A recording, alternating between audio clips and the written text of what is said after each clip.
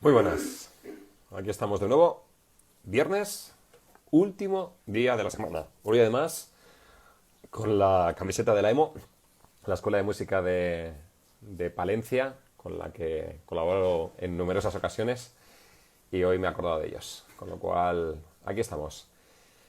Bienvenidos. Buenas tardes. Hola Soraya, Javier, me abrumas, Lali. Qué maravilla que hacéis aquí. Muy buenas, Lali.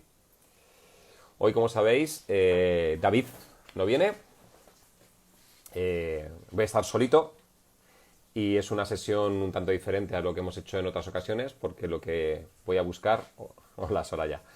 Lo que voy a buscar, como os decía en la presentación, en la historia que he compartido, simplemente es compartir con vosotros, ayudaros, que me preguntéis. Hoy va a ser un día de feedback, de intentar ofreceros respuesta a todas aquellas preguntas que consideréis oportunas. Será... Hola Álvaro, muy buenas. Serán 45 minutos de lutería educativa en directo. Con lo cual, muy buenas, Antonio. Yo también te saludo. Con lo cual estoy a vuestra completa disposición para aquello que me queráis preguntar, para que discutamos, para que charlemos y para que dediquemos tiempo a la educación musical. Muy buenas, Dafil. Y el señor David Tuba, 17, que como dice el otro David, él es el 10. Bienvenidos. Mientras termina de llegar la gente, hoy os tengo que contar que me ha encantado una historia que me ha ocurrido. Hola, Dafil. He recibido un correo a través de la web, un correo electrónico, en el que me avisaban, fíjate, lo voy a poner para que lo veáis, me avisaban de lo siguiente, que aparecía en una web de tarotistas, una web de tarotista gallego, y en el que mi foto aparece como estáis viendo y decía: ha acertado con precisión en lo que he preguntado, es buen oyente y buen consejero, lo recomiendo. Y soy yo recomendándolo. Evidentemente han suplantado mi identidad porque pone que me llamo Esteban, no me llamo Antonio Domingo, pero cosas de la vida. Fijaros qué curiosa historia. Y lo bueno es que me ha llegado desde internet. Ahí lo tenéis. Impresionante. Voy a ver si soy capaz de quitarlo ahora. Y a ver cómo lo puedo eliminar. Ya está. Bueno, pues historias curiosas. Sí, exactamente, Soraya. Antonio Rapel, era lo que me falta. No, pero no es que fuera yo el Rapel, es que yo necesitaba la ayuda de Rapel según la web. Han utilizado mi imagen, mi foto. Y bueno, incluso recomendaba la web del tarotista para que la otra gente la siga utilizando. Y afortunadamente, un alma caritativa me ha mandado un correo, además una persona que conozco, y le he mandado respuesta agradeciéndole, que ha dicho: tu imagen está en una página web y la están usando para dar valor a la página. Con lo cual, bueno, debe ser que valor no vale mi persona como tal, solo vale mi imagen, porque ni siquiera ponía que era Antonio Domingo, ponía que era un tal Esteban. Aunque bueno, cosas que ocurren. Sí, Antonio, sí, para llorar, absolutamente para llorar. Bien, primera pregunta. Primera apertura sobre educación musical que os apetezca consultar. Estoy absolutamente abierto a todo aquello de lo que queráis implantar en el grupo o de comentar en el grupo después de tantísimos directos y después de tantísimas charlas. Cosas que penséis que son necesarias en lutería educativa, que tenéis dudas en vuestros centros, que tenéis dudas en vuestra propia aula. Soy todo oídos. O en este caso, todo ojos, o un poco présbicos, pero todo ojos. Además, hoy me siento raro porque no está David, no está abajo la imagen de él y me siento un tanto diferente.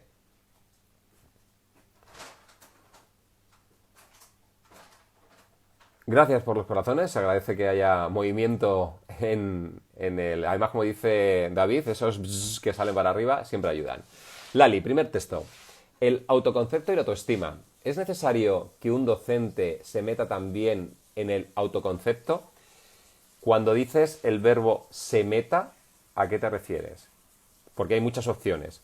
La autoestima y la autoestima y el autoconcepto, más bien, autoestima y... ¿Cuál es la otra? La de autoconciencia, ¿no? Que es la de la seguridad en uno mismo. Evidentemente lo tiene que trabajar el alumno y también lo tiene que trabajar el docente con el alumno. Autoestima y autoconfianza, ahora me ha salido. Pero no sé si lo que me preguntas es que si el profesor también tiene que tener autoconfianza y autoestima consigo mismo o la tiene que desarrollar con el alumno. Échame una mano y te contesto. Bien, la autoestima y la autoconfianza la estuvimos hablando en uno de los directos que publicaré en breve, porque lo tengo grabado, lo publicaré en breve en mi canal de YouTube. Ahí voy subiendo aquellas charlas que nos parecen más interesantes, no todas, porque ha habido algunas que, bueno, por ejemplo, la de ayer no la pude grabar porque ha habido un cambio en Instagram y no me dejó guardarla, con lo cual ya os contaré qué pasa con la de hoy, porque lo mismo tampoco se puede guardar, a ver qué ocurre. Dice Lali de nuevo. Con que se meta me refiero a que pueda opinar en cuanto al autoconcepto que tiene alguien de sí mismo. Vamos a ver, evidentemente las cosas, bajo mi punto de vista en el aula, se pueden hablar todas o casi todas. Siempre desde un punto de vista de respeto y siempre desde un punto de vista constructivista. Todo comentario que hacemos en el aula, sea de autoconciencia, sea de autoestima, o de cualquiera de los elementos, siempre tiene que tener una clara intención de crecimiento hacia el alumno e incluso una clara intención de crecimiento personal del profesor. Si los dos están de acuerdo en que ese es un tema del que se puede hablar, claro que se puede hablar de autoestima, de autoconfianza, sin ningún problema. Es más, la labor de todo docente es mejorar la autoestima y la autoconfianza de su alumnado en todo momento, con cada uno de sus comentarios, incluso cuando decimos aquello que no funciona o que se puede mejorar. Ese comentario, precisamente, como es una crítica, para que se entienda que es una crítica constructiva, debería estar cargada de mucha carga emocional, dando seguridad, quiero decir.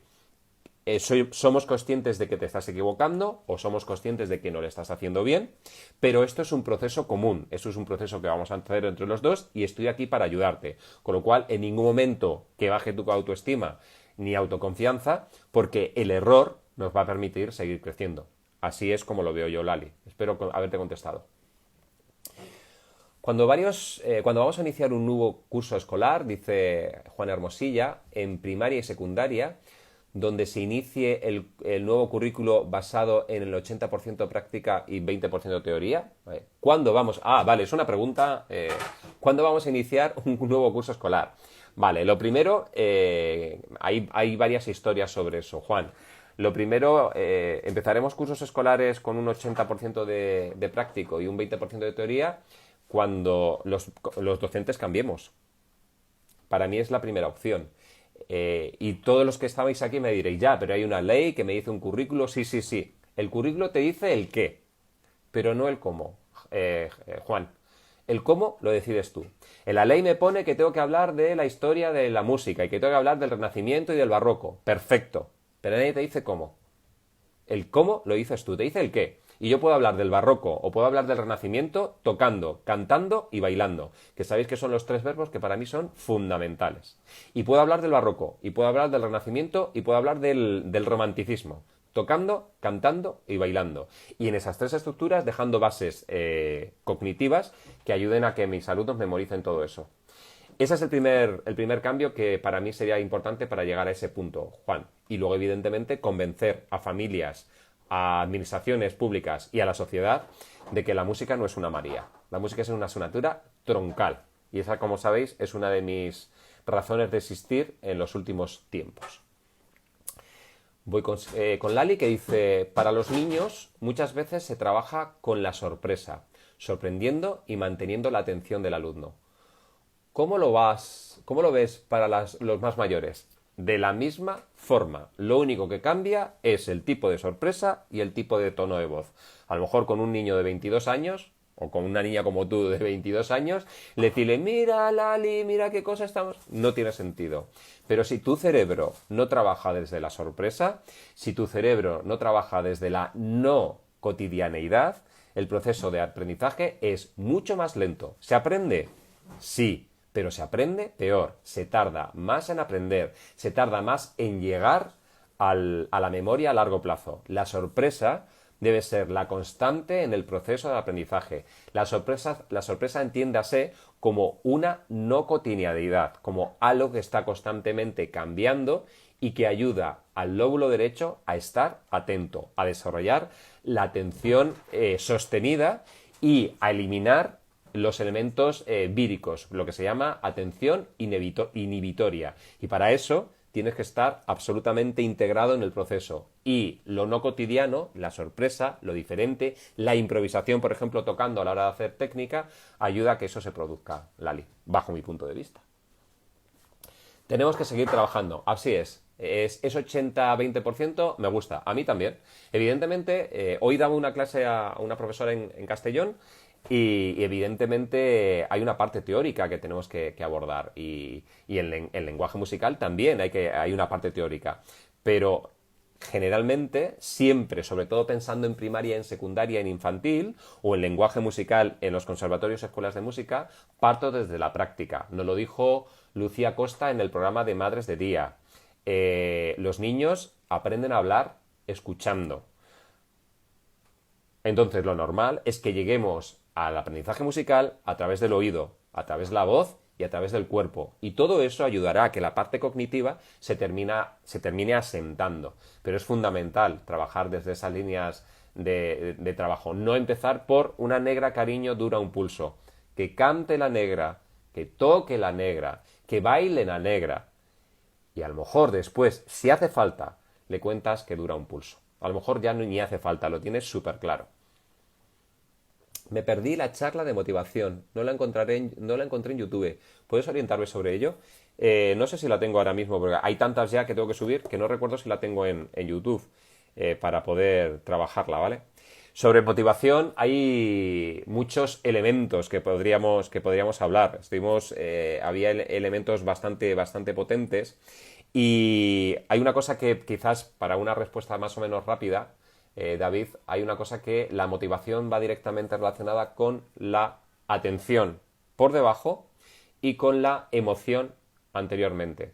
La motivación se produce por algo que nos llama la atención, como decía Lali antes, por algo que es sorpresivo, que genera una emoción. Si no hay emoción, no hay atención. Es lo que me estás preguntando, ¿no? Sí, me estoy liando. Sobre la motivación, exactamente, perdón. Si no hay emoción, no hay motivación. Y si no hay motivación, no hay atención. Entonces, es fundamental que generemos emociones y que seamos conscientes de las emociones que genera el alumno a la hora de trabajar la motivación. Evidentemente, hay que partir de cosas que sepa, de cosas que le llamen la atención, de cosas que entienda, de cosas que sabe, y desde ahí intentar llegar a otros terrenos donde sea más complejo para él o para ella y sepa menos, se sienta más incómodo y sienta que sale de su ámbito de confort. Entonces, esa motivación surge desde un punto de seguridad, desde un lugar donde me encuentro cómodo, de un lugar donde no tengo miedo a lo desconocido, desde un lugar donde, aunque me equivoque, no ocurre nada negativo, tan solo estoy en un proceso de aprendizaje. Hablamos también en otra ocasión de la importancia del error y de cómo trabajamos el error. Todo eso ayuda a que la motivación sea algo que se genera día a día en el alumno. También la motivación va relacionada en cuánto hago yo en clase y cuánto me dejan hacer en clase. Muchas veces cuando doy formación para profesores, les digo que midan el número de minutos que habla ese profesor en el aula y el número de minutos que hablan los alumnos. También suelo decir que midan el tono de voz con el que le decimos a un alumno lo que está bien y lo que está mal. Y sobre todo cómo cambia el tono de voz cuando un alumno previamente a una crítica, aunque sea constructiva, y posteriormente a la crítica, que cuando se le ha dicho lo que ha tocado mal. Todo eso nos da pie a tener datos de cómo está funcionando ese alumno en el aula y cómo es posible que a lo mejor su motivación cada vez sea menor, precisamente por todos estos parámetros que tenemos, que podemos medir en esa grabación. También te digo que esa grabación, al ser consciente de que la estás grabando, no es real del todo, porque tú no estás actuando de forma espontánea, sabes que te estás grabando y ya estás cambiando algunas cosas. Aún así, sirve, grábate y escúchate. Y sobre todo grábate no con el alumno excelente o la alumna excelente, esa que sabes que lo da todo. Grábate con aquel que tienes complejidades y que tienes cierto distanciamiento. Lo mismo nos sorprende el tono de voz, los minutos que hablas tú, los minutos que habla él, los minutos que tocas tú y los minutos que toca él o ella. Esos datos son siempre muy interesantes y además son reales, son físicos. Puedes hacer una estadística. espero haberte contestado, David. Antonio, seguimos este orden, Antonio. Emoción, motivación, atención. Bajo mi punto de vista, sí. Incluso lo podría continuar, Antonio. Tenemos emoción, que genera una motivación, que genera una atención, que genera un aprendizaje y al final una memoria a corto plazo que finalmente llegará a memoria a largo plazo. Curiosamente, en el aula nos centramos muchísimo en el aprendizaje y se nos olvida que para llegar al aprendizaje hace falta atención. Que los niños estén callados en el aula mirándote no quiere decir que estén aprendiendo. Para que aprendan lo que estás contando necesitan comprenderlo y para ello necesitan atención. ¿Vale? Pero para que te presten esa atención y te la regalen, necesitan estar motivados. Lo que les estás contando les tiene que interesar de alguna forma. Y para que les interese y esa motivación esté, necesitas una emoción. Esa emoción tiene que ser positiva. Tienes una emoción que les atraiga a la situación en la que están. Y además una emoción de doble vía, de que les hace sentirse bien a ellos, consigo mismos, y les hace sentirse bien contigo. Por eso en mi estructura, en mi pirámide de trabajo, para mí lo emocional es lo primero, lo social es lo siguiente y a partir de ahí aparece lo cognitivo. Es justo donde están estos 5 elementos, otro pentágono más, que son emoción, motivación, atención, aprendizaje y memoria. Lali nos dice, el cerebro se desarrolla en función de las palabras que se oyen. La socialización es un proceso que dura toda la vida. Perfecto. Me imagino que Lali sabrás lo que es la PNL y sabrás lo que es las palabras, la psicología positiva y las palabras positivas. Métete en internet que hay bastante información sobre ello. Bastante información. Hay cambios de autoestima en diferentes entornos. Evidentemente, no te sientes igual cuando estás ante un profesor de una forma o cuando estás en casa o cuando estás en amigos. Tenemos un montón de roles y somos capaces de jugar diferentes estrategias dependiendo de cómo nos sentimos de reforzados o de discriminados o machacados o ensalzados. Y generan diferentes yoes, que es una lástima porque lo normal es que todos fuéramos los mismos en el mismo sitio. Vuelve a decir Lali, que está súper activa hoy, me encanta. Entonces nos concentramos en la autoestima que tienen en clase o llegamos más allá. Yo llego más profundo, pero ¿tú qué piensas? Vale. Mi trabajo es la autoestima que tienen que tener en clase. Es la primera que me tengo que asegurar y es la primera con la que tengo que trabajar. Autoestima y autoconfianza. Recordad, 2 elementos. Autoestima relacionado con el yo y con el nosotros y autoconfianza relacionado con lo que hago. Autoestima relacionado con lo que siento conmigo mismo y que lo siento conmigo y contigo a la vez. Y autoconfianza relacionado en cómo lo hago, cómo me siento, o sea, qué cosas creo que puedo hacer y qué cosas puedo desarrollar. Eso es lo primero. Hay veces que cuando eso empieza a estar colocado y empieza a haber una gran relación de confianza con el alumno o con la alumna y aparecen elementos elementos que van más allá en las competencias emocionales como impulsar cambios, como liderazgo, como modelo a seguir por parte del alumnado, pueden aparecer otras líneas de conseguir que la autoestima y la autoconfianza mejoren en otros planos de la vida de ese alumno o de esa alumna. Pero para mí es un segundo paso. Es difícil que llegues a lo que siente en casa o lo que siente con sus amigos si primero no se siente bien contigo. También es cierto que lo que se siente en casa y lo que siente con sus amigos afecta a tu aula, porque eso es una carga que traemos todos los días, vamos llevando todos y nos la vamos llevando a todos los lugares. Entro cuando ya hay ese punto de confianza y existe una especie de flujo en el que me permite entrar. Si entro directamente a cuestiones que pasan en casa o cuestiones que pasan con sus amigos, es posible que me ponga la mano y no me deje. Qué grande. Gracias. Gracias a ti, David. Ana Barrilero, perdón. A mí me gustaría saber cómo haces lo que llamas crear tribu.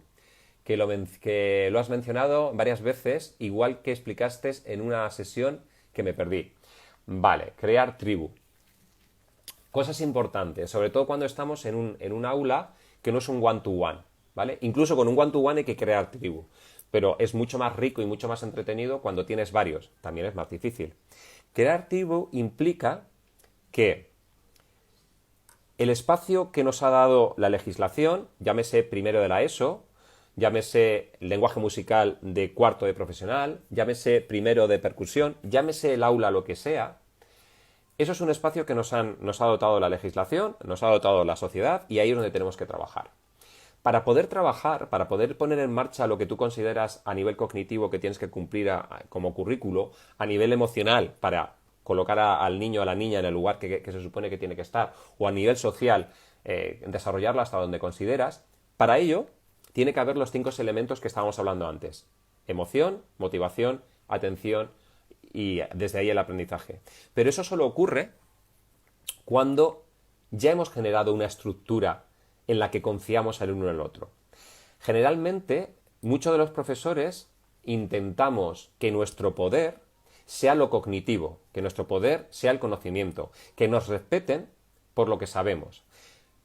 Para mí el conocimiento en esas circunstancias es algo absolutamente colateral, es un daño que va a llegar. Lo primero que necesito es que el alumnado se sienta seguro en mi aula. Sé que hay muchos alumnos en otras circunstancias en las que no se sienten seguros. Si no hay seguridad, no va a haber emoción positiva.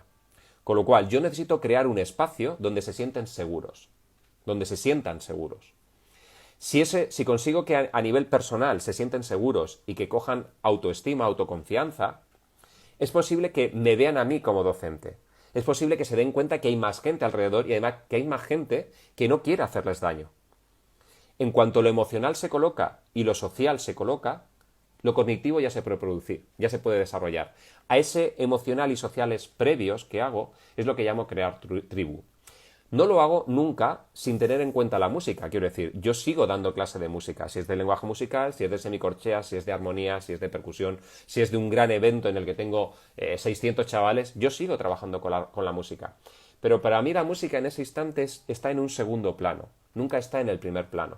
Para mí es la excusa para trabajar con ellos. Y me fijo más en cómo reaccionan ante lo que digo, si se bloquean, si no se bloquean, si son capaces de mirarme a la cara cuando les hablo, cómo miran entre ellos.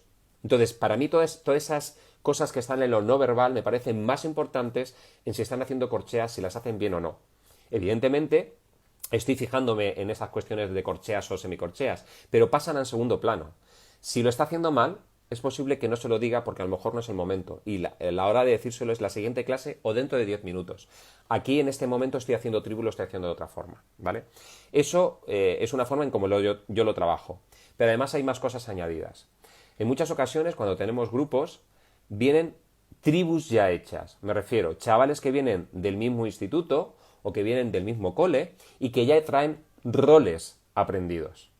Todos los chavales tienen un rol, como decía Lali, dependiendo del lugar donde están. Muchas veces de repente te entran 5 o 6 chavales de un mismo cole, que son compañeros, o que son del mismo cole, ni siquiera de la misma clase, y ya traen los roles. Generalmente hay uno que es dominante, hay 2 que son acólitos, hay otro que se siente a un lado porque de alguna forma le vulneran. Todas esas redes sociales es lo primero que miro en una clase grupal para eliminar todo aquello que no me interesa y seguir construyendo mi tribu. No puedo consentir que haya ningún alumno subyugado.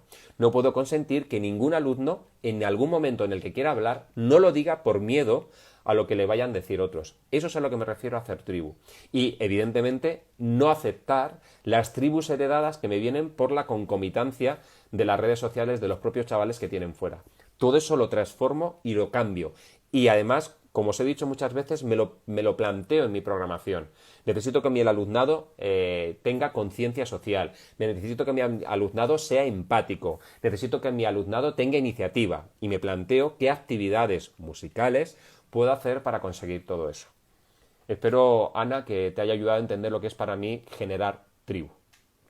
Mucha gente que piensa que es perder el tiempo, pero te aseguro que todo ese tiempo que empleas en generar esa tribu, cuando eso está colocado, la parte cognitiva se dispara a niveles increíbles. Pregunta de Antonio. ¿Estás de acuerdo con que la desconexión es necesaria en clase para volver a conectar? En algún sitio he leído que el despiste es necesario. Bien, sí, hay gente que dice, acabo de leer un artículo en el que hablaba de la importancia de dormir para aprender, ¿no? Incluso de tocar antes de dormir, quiero decir, por la noche, y al día siguiente lo primero hacer tocar. Hay investigaciones para todo. Cuando hay tribu, no es necesario el descanso. Y te voy a explicar por qué. Cuando vamos al parque de atracciones, ¿necesitas descanso?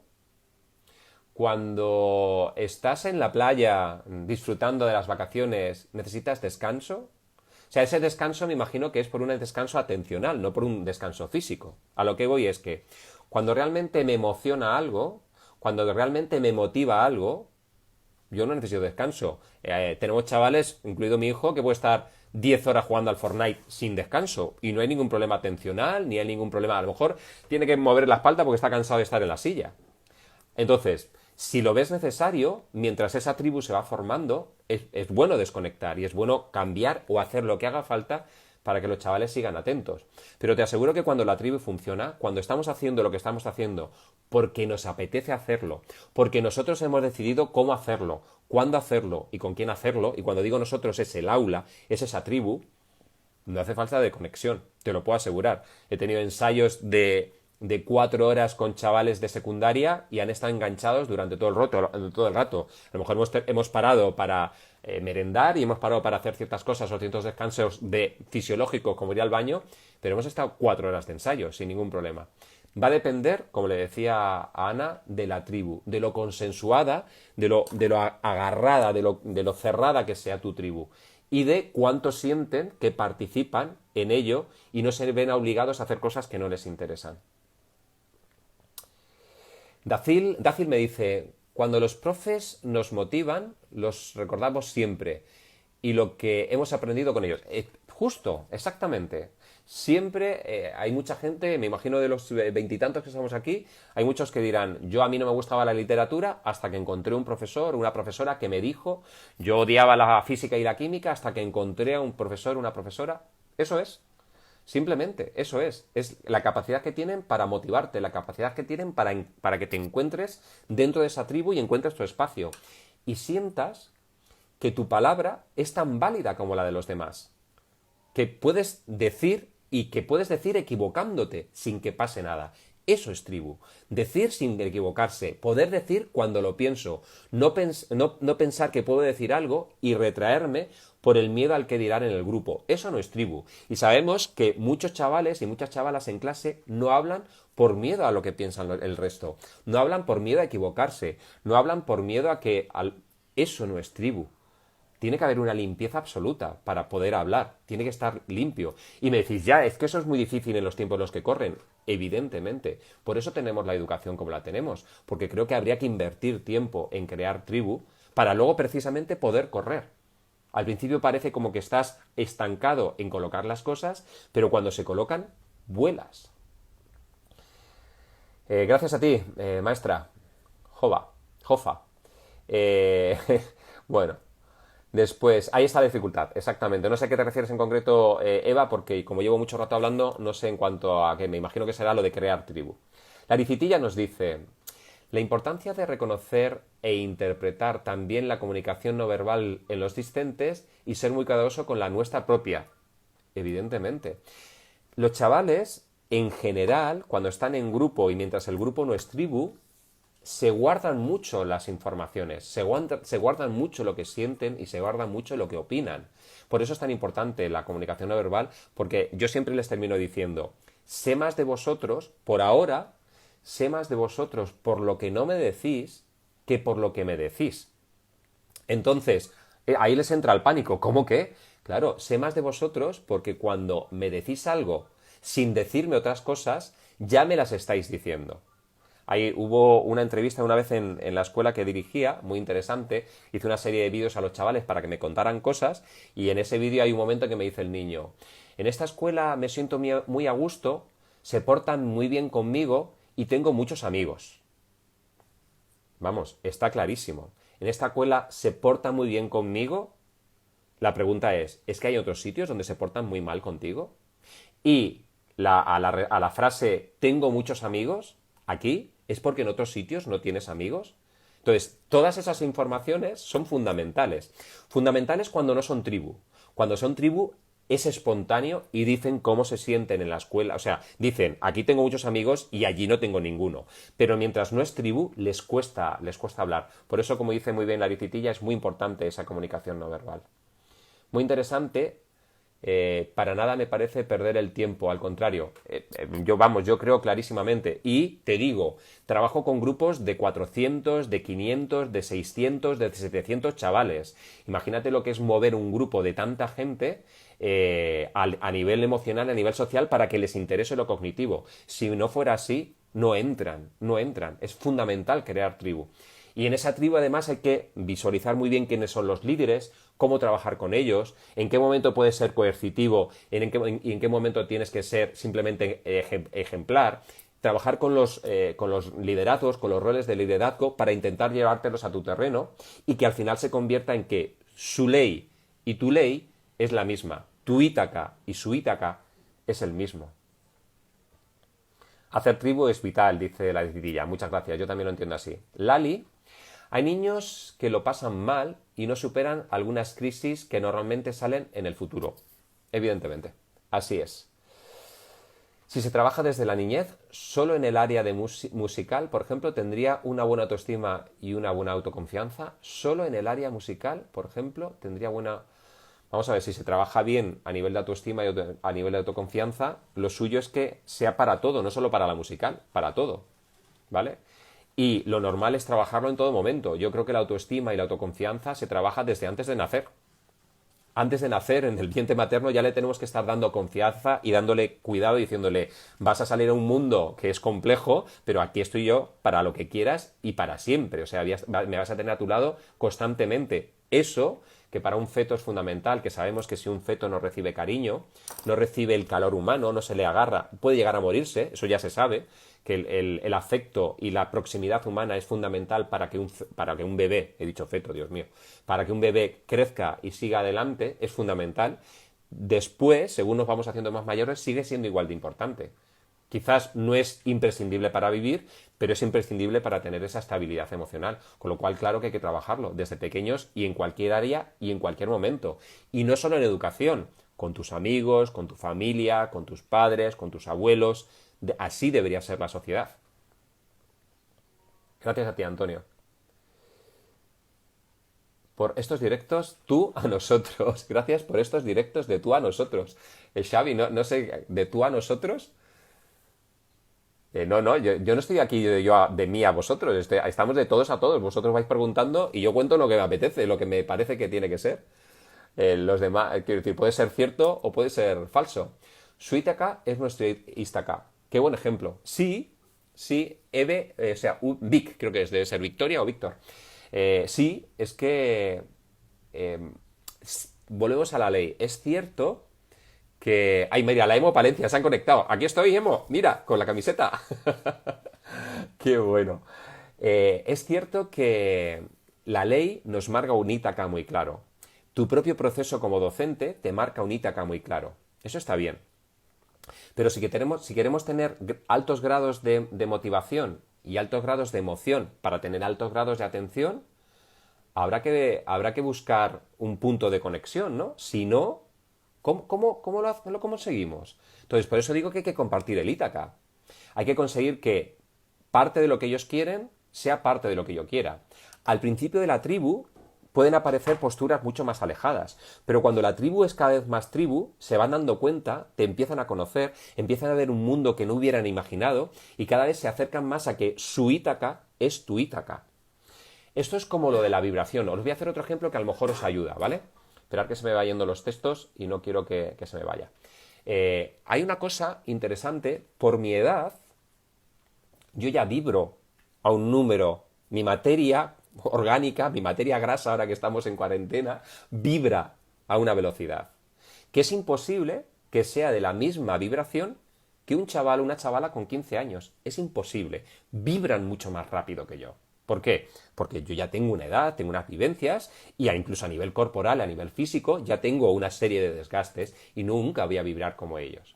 Entonces, para mí, llegar a un aula y obligarles a que chavales de 10, de 8, de 7, de 17, de 20 años vibren como yo, me parece injusto y me parece alejar a esos alumnos de mi proyecto, de lo que yo quiero. Evidentemente, al principio, yo tengo que vibrar lo más cerca que pueda de ellos. Ponerme a su altura, ser empático con lo que están haciendo, con su lenguaje, con lo que viven, con la altura de sus ojos si son más pequeños que yo, hablarles bajito, quiero decir, hablarles para que nos miremos a los ojos, no hablarles desde arriba, quiero decir, intento acercarme a lo que son, vibrar a su altura. Y una vez que intento vibrar a esa altura, llevármelos poco a poco a la vibración que yo siento. Eso genera cosas maravillosas. Lo primero, a mí me hace rejuvenecer. Lo sé. Quiero decir, el secreto de una piel tersa es sonreír y vibrar como vibran los chavales con los que estás en el aula. Eso te cambia la vida. Y a ellos también les cambia la vida porque se dan cuenta de que hay otros tipos de vibración, otros tipos de vivencia a través de su profesor o de su profesora que les está haciendo crecer. Esa es otra de las formas en cómo entiendo lo del Ítaca. También el hecho de cómo vibramos, de hacernos sentir vibrar por cómo son ellos y no pretender que actúen como tú después de todo tu transcurso de vida. Gracias, David, por los corazones. Ahí estamos. Te veo, maestro. Gracias, Ana. Qué linda. Te han contado lo de la camiseta, por lo que veo. Cuenta cómo pones a la altura de los alumnos. Me encanta. Qué buena, Dacil. ¿Cómo me conoce? Dacil es que ha hecho formación conmigo y conoce lo de la altura. Lo acabo de decir un poco sin haberte leído. La altura de los ojos. Me encanta trabajar en el suelo. De hecho, por ejemplo, en Mallorca, en la última formación que tuve presencial en Mallorca, terminé escribiendo y dibujando unas partituras que estábamos haciendo tumbado en el suelo. De hecho, muchos profesores me miraban como diciendo, ¿se va a manchar? ¿Y qué? Pero el sitio donde había que trabajar era el suelo. Me encanta sentarme en el suelo, me encanta sentarme en el sitio de los alumnos. Cuando un alumno va a contar algo, cuando un alumno de alguna forma coge mi puesto y se va a la zona donde lo tiene que contar, yo me siento en su sitio y me pongo a la altura de ellos. Entonces es gracioso, que es lo que dice Dacil, que alguna vez vienen profesores, entran, miran, hostia, ¿dónde está Antonio? Y Antonio está sentado como un alumno más, porque en ese momento me parece maravilloso compartir el lugar del chaval y que ese alumno o esa alumna esté haciendo las labores de docente. Como sabéis, siempre digo que me gusta trabajar poco y me gusta mucho que mis alumnos trabajen cuanto más mejor.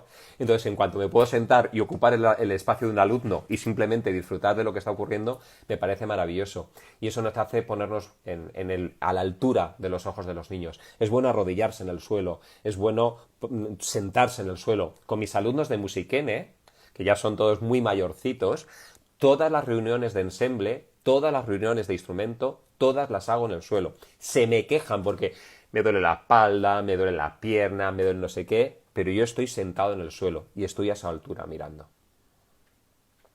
Saludos desde Villafranca de los Caballeros. Vale, Vic, al ladito de Villacañas, seguro que te suena bastante, la terreta. Qué pena, se ve luego al revés. Claro, es que es un... Claro, ahí no puedo hacer. Es EMO, Escuela de Música Ortega, en Palencia. ¿Conoces el proyecto educativo Croqueta? No, no lo conozco, Lali. Me encantará que me des información. Y si sabes a alguien que lo pueda contar aquí, me encantaría. No conozco el proyecto educativo Croqueta. Qué camiseta más bonita. A mí también me lo parece. A mí me hacen vibrar ellos. Bien, Antonio, genial, genial. Es lo que estoy diciendo. Yo no puedo tener chavales de 15 años y que actúen como personas de 50. No puede ser. O por lo menos no al principio. En algún momento me encantará que se sienten y que de forma empática sientan lo que yo siento. Me refiero a que se sienten en el suelo y que de forma empática entiendan lo que es una persona de 50 años a su lado. Pero hasta que eso llegue va a pasar mucho tiempo. Entonces, mientras tanto, me toca a mí vibrar y estar a su altura. Escuchándote, nos damos cuenta de la importancia de la educación emocional. ¿Debería ser una asignatura específica o solamente añadir sus fundamentos en las demás asignaturas? Para mí debería ser una asignatura específica para la formación de todo profesorado. Todo docente tendría que tener habilidades conscientes, habilidades explícitas sobre inteligencia emocional. Todos los seres humanos somos emocionales, tanto los docentes que creen en ello como los que no. Quiero decir, el ser humano es un ser emocional, siempre. Hacerlo de forma explícita o hacerlo de forma implícita. Ya hemos hablado ayer con las programaciones lo importante que era eso. Entonces, yo soy de los que opinan que todo docente debería estar formado a nivel emocional. Y digo más, todo docente debería estar estable a nivel emocional. Y eso a lo mejor lo tendría que recetar un médico. Porque ocurre que muchas veces los docentes no estamos muy estables a nivel emocional y lo que hacemos es que desestabilizamos al resto del claustro y desestabilizamos a nuestros alumnos. Con lo cual, asignatura para el profesorado, carrera si queréis, como se hizo, mención, me da igual como lo queramos llamar, pero gestión absoluta. Y dentro de las aulas, en las asignaturas que cada uno hacemos, absoluta atención a los procesos emocionales de nuestro alumnado. Hasta tal punto que, como decía ayer, deberían estar en programación. Deberían estar algunos ítems puestos en las programaciones que queremos conseguir, dependiendo de cómo es el grupo y de los objetivos que nos interesan. Vale, dice Ana que la han avisado. Vale, Rakau, qué bonito nombre. Me encantó la charla que diste en Logroño. Me molaría ser divulgador musical. ¿Algún consejo? Pues me alegro que te gustara la charla que di en el Conservatorio de Logroño y como consejo para ser divulgador, como diría David Muñoz, formación, formación, formación, lee, lee, lee, busca a las mejores personas, busca a los mejores divulgadores, busca las mejores fuentes y ama aquello que quieras divulgar. Yo tengo la suerte que amo la educación musical, amo la educación en general, amo la educación musical y me da rabia que se esté acabando, que son y 55 y me quedan 3 minutos para despedirme. Pero amo esta situación en la que estoy contando mi forma de entenderlo y la comparto con gente que me puede decir cosas interesantes, cosas más interesantes o incluso que puede estar no a favor de lo que yo estoy diciendo. Entonces, de esa forma es muy fácil ser lo que quieras, divulgador, anestesista, farmacéutico o taxista. Si quieres serlo, adelante, que nadie te tire hacia atrás, Rakau. A mí también me gusta, dice Marta, sentarme en el suelo con los alumnos. Yo lo amo, me parece maravilloso. Darcy dice que grande eres. Para nada, maestra. 1,71, bastante bajito. ¿Qué música o grupos escuchas? De todo. Escucho desde música clásica. Para mí lo importante de escuchar música es que sea buena y que me transmita. Soy bastante emocional en las letras. Tengo que tener mucho cuidado con lo que escucho porque empatizo demasiado rápido con las letras. Y muchas canciones me hacen emocionarme con demasiada facilidad. Tanto cuando es música ligera, música pop, música rock o baladas con la letra, y cuando es música clásica, las melodías también me emocionan. Entonces, si es buena, me da igual lo que escuche. Sí que es cierto que en esas letras necesito respeto. Si no hay respeto para los seres humanos, si no hay respeto entre género, no me interesa, ni lo escucho directamente. La asamblea infantil y yo la recupero siempre que puedo. Maravilloso, María Ramón, me encanta. Música Yedo, me encanta lo de las asambleas. Yo soy partidario, yo he hecho asambleas, tengo todas las asambleas de la Escuela de Música de Villacañas escritas y guardadas como un acta para que no se me olvide. Creo absolutamente en las asambleas. La ricitilla es maravilloso compartir espacios, cambiar roles, explotar los recursos materiales que nos proporciona el aula. El suelo es un territorio maravilloso a explotar. ¡Qué maravilla! A explorar y a explotar, me valen los dos. Muy bien, la ricitilla, me encanta. Juan Hermosilla, que es yoruba, dice, yo creo que ponerlos en el suelo haces de forma que ponerlos en el suelo lo haces de forma inconsciente o consciente para que hagan estiramientos de sus piernas y hagan ejercicio sin que se den cuenta. ¿Es así? No, no. Cuando lo siento en el suelo es porque me gusta el suelo, porque el suelo nos pone a todos al mismo nivel. En el suelo es más difícil notar que uno es 20 centímetros más alto que otro. En el suelo la altura de los ojos es más fácil porque te giras, te apoyas, te adelantas y hay más tribu y hay menos líder. Y yo soy líder siempre que me obliga la situación. Si no, prefiero no ser líder y ser uno más que está trabajando. Es como más me gusta trabajar. Antonio Musola, saludado. Nuevas bajas, Antonio. No des ideas. ¿Nuevas bajas? Nuevas bajas. No sé. Ah, ya. Nuevas bajas me imagino por lo de la estabilidad emocional. Mira, pues no sé qué es mejor. Si tener a alguien de baja porque no está estable emocional o que esté dando clase. Yo prefiero que esté de baja y que venga una persona que lo tenga claro. O sea que lanzo la idea y que todo aquel que no lo tenga claro, que se dé de baja y que se vaya a casa.